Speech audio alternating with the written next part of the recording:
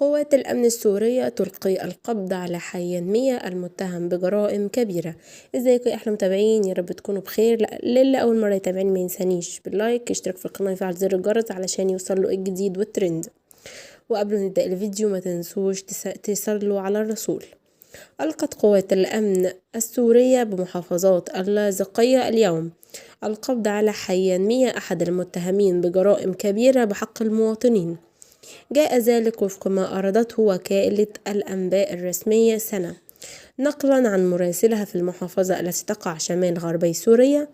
وذكرت أن إدارة الأمن العام بالمحافظة ألقت القبض على المجرم الخارج عن القانون حيان 100 سيء السمعة والمسؤول عن عدد من الجرائم الكبيرة ضد السوريين.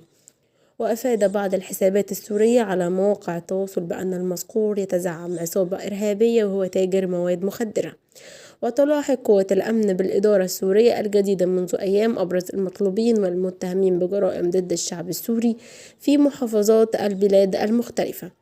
وفي 8 ديسمبر بسطت الفصائل السورية سيطرتها على العاصمة دمشق بعد أيام من السيطرة على مدن أخرى، لينتهي بذلك 61 عاما من حكم نظام حزب البعث و53 سنة من حكم عائلة الأسد.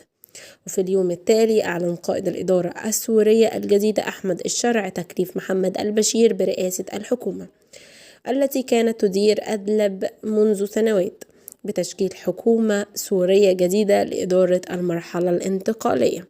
وبكده وصلنا لنهاية الفيديو مع حضراتكم، مع السلامة.